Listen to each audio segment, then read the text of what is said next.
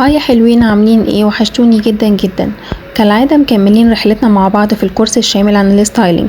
بعد ما اتكلمنا في الفيديو اللي فات عن البودي ماس والدومينيت ماس وفهمنا جسمنا من جوه، دلوقتي جاء وقت نكمل الصورة ونفهم جسمنا من ناحية تانية مهمة جدا، وهي الطول وشكل الجسم. يعني لو كنت طويلة او قصيرة او كيرفي. ولان زي ما قلت لكم قبل كده، الستايلينج مش خطوة واحدة ولا معلومة واحدة، دي منظومة كاملة. كل حاجة بنفهمها عن جسمنا، من التكوين للمقاسات للطول للشكل البصري، كلها بتكمل بعض. ولو دي اول مرة تشوفيني وحبيتي الفيديو، نصيحتي ليكي ترجعي وتشوفي الاجزاء اللي فاتت من الكورس، لان الفيديو ده مبني عليهم، وده اللي هيخليكي توصلي لافضل نتيجة وتعرفي تنسقي لبسك صح بكل سهولة وثقة. ويلا بينا نبدأ ونكتشف مع بعض أسرار اللبس حسب الطول وشكل الجسم بطريقة سهلة وواضحة. مميزات الفتاة الطويلة إنها بتشيل القطع الطويلة بسهولة، والأقمشة المنسدلة بتليق عليها جدا. كمان الستايلات الواسعة بتديها شياكة وأناقة.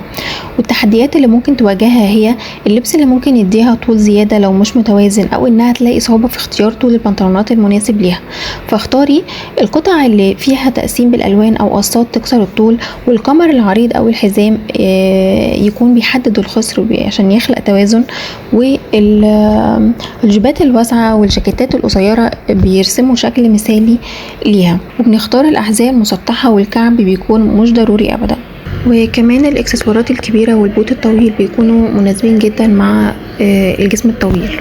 ويفضل تتجنبي الكروب توب القصيرة جدا بتوصل لحد الوسط بالظبط، لانها بتقسم شكل الجسم بشكل مش لطيف، وبيخلي الجزء اللي فوق يبان صغير واللي تحت يبقى طويل جدا، فبيزود الاحساس بالطول بشكل مش متوازن.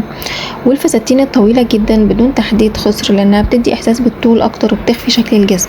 كمان البنطلونات الواسعة جدا لما تلبسيها مع توب واسع قوي، لو الاتنين مع بعض بيكونوا بدون تحديد للخصر، الجسم بيبان اطول واعرض بشكل مبالغ فيه. كمان الاحذيه بكعب عالي مش ضروريه خالص، لانها بتدي طول زياده وما بيكونش مريح بصريا.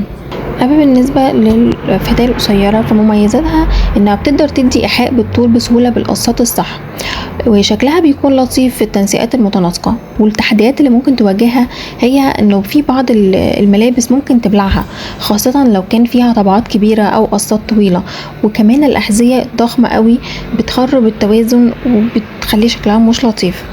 فاختاري القصات الطوليه زي البنطلون الهاي ويست، او الأقمشة اللي بتكون فيها طبعات رأسيه، لانها بتدي طول اكتر. او لبس المونوكروم بيكون مثالي ليكي. والجاكيتات القصيره مع بنطلون بنفس اللون بيديكي كمان طول اكتر. والكعب الصغير الرفيع بيكون مثالي. وتجنبي الجيبات او الفساتين الميدي اللي بتقف عند نص الساق، لانها بتخلي الجسم يبان اقصر. والطبعات الكبيره جدا والنقشات الضخمه، والبنطلونات الهاي ويست العريضة جدا بدون تحديد للخصر، ممكن تغرق الجسم وتخليه يبان اقصر.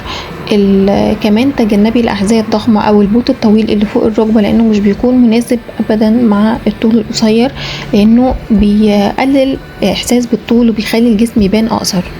والجسم الكيرفي اللي هو بيكون فيه منحنيات واضحة جدا، ده بيكون جسم انثوي قوي، وشكل الجسم فيه بيكون متوازن، وبيناسبه القصات اللي بتبرز الخصر.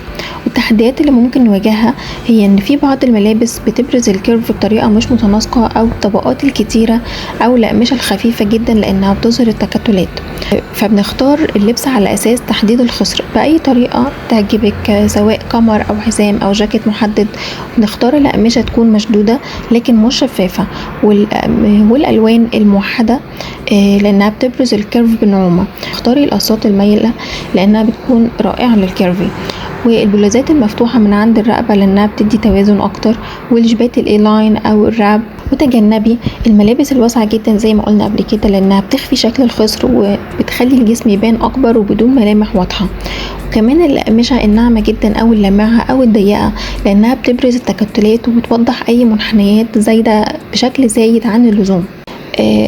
والخطوط الأفقية كمان ما بتكونش كويسة، تجنبيها في منطقة البطن والأرداف لأنها بتزود العرض بصريا، وبتعدي عن الطبات الطويلة جدا أو الجيبات المستقيمة اللي بيكون بدون تحديد خصر، لأنها بتخفي منحنيات الجسم الطبيعية وبتدي شكل مش لطيف. وفي قطعة سحرية بتكون مناسبة مع الجميع، هي الجامب سوت.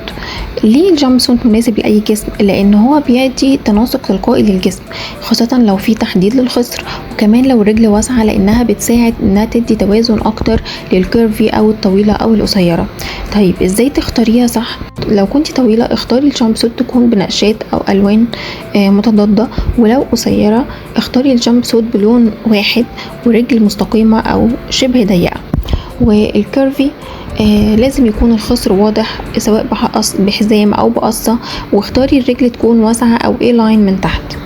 والأقمشة المناسبة لكل نوع، الطويلة يفضل إنها تستعمل الأقمشة المنسدلة زي الكريب، القطن التقيل، اللينين، الكتان، الجينز، الصوف الخفيف، الأقمشة المنفوشة المنقوشة، وتجنبي الشيفون الناعم جدا لو من غير طبقات أو تقسيم. والقصيرة يفضل تستخدمي الأقمشة الخفيفة لمتوسطة زي الكريب الناعم والقطن والشيفون المقوى، ويفضل تتجنبي الأقمشة التقيلة أو اللي بيكون فيها نقشات كبيرة. والكيرفي نختار الأقمشة المتماسكة لكن مش قاسية زي الكريب التقيل، الجيرسي أو القطن المشدود، مع تجنب الستان الناعم جدا أو الشيفون الرقيق لوحده. اللبس الصح مش بس بيوضح جمال جسمك، ده كمان بيعزز ثقتك بنفسك، سواء كنتي طويله او قصيره او كيرفي، كل واحده ليها جمالها الخاص. مفتاحه انك تفهمي جسمك وتختاري القطع اللي تليق عليكي فعلا. وافتكري دايما زي ما قلنا وبنقول على طول، انتي مش مجرد رقم ولا مقاس، انتي حضور واسلوب وثقه. لو عجبكم الفيديو اعملوا لايك وسبسكرايب وشير علشان نوصل لاكبر عدد من البنات ونساعدهم يختاروا لبسهم بثقه وحب. ولو عندكم اي سؤال او محتاجين نصيحة انا هنا دايما وهرد عليكم في الكومنتات. باي باي مبدعين، واشوفكم على خير في الفيديو الجاي واللي هيكون عن اشكال الوجه وازاي نحدد شكل وشنا وصح عشان نعرف نختار الستايل والقصات اللي تليق عليه.